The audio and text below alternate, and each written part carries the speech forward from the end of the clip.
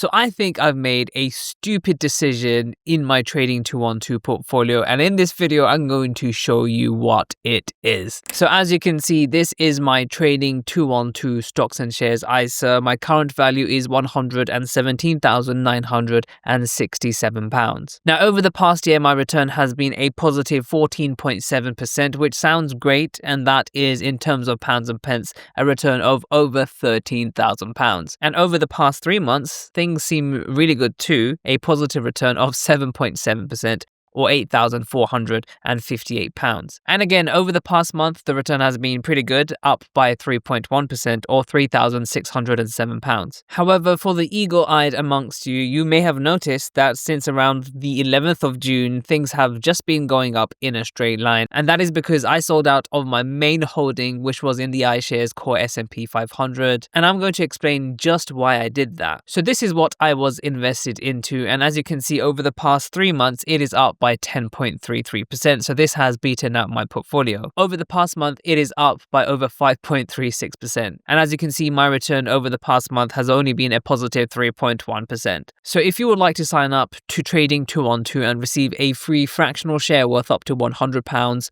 all you have to do is to use the link in the description box down below. Alternatively, if you've already signed up to Trading 212 in the past 10 days but have not received your free fractional share, all you have to do is click the 3 horizontal line menu over here. Scroll all the way down until you see the section use promo code. And in this section, just enter my code JUBAIR and you should receive a free fractional share. So on the 11th of June, I sold out of all of my holdings in the S&P 500 because it was at an all-time high. I just wanted to sell off and reconsider what ETF I would want to invest into. Of course, I'm not going to be selling off and just going into cash and then spending the money. That is not something that I would do. I intend for this to be my, primary retirement portfolio that will allow me to hopefully retire early. But if you notice these dates, 2 days after this, the US bombed Iran and there was a lot of uncertainty about the stock market. And I just thought, you know what, let's just wait and see what happens. And as you can see, this is what happens often if you actually just wait, because waiting is a form of trying to time the market. And as we know by now, the saying, time in the market is better than timing the market. And that could be true for the majority of cases, although,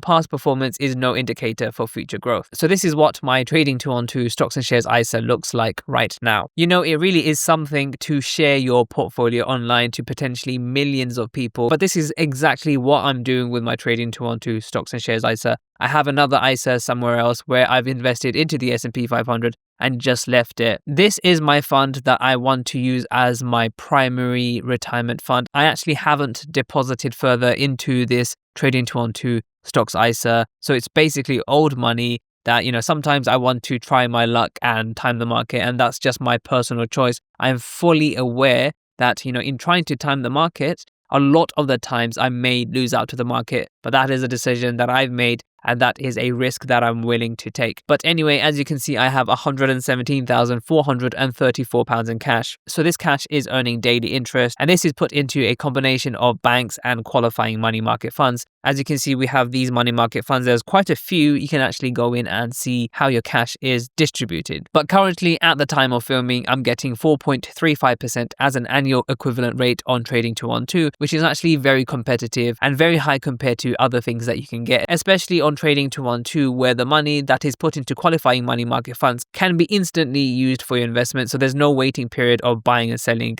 qualifying money market funds. But as you can see, this has a daily interest payment of £13.69. Now, what I'm actually doing with this money is pretty funny because I am investing £10 every single day into the S&P 500. I am doing regular updates on this, but as you can see, on day 52, we are actually up overall by 2.51%, and that is a rate of return of £12.97. Now, it would be one thing if I had invested into this fund here, the SPDR S&P 500, and that over the past 3 months would have given me a return of only 4.3%.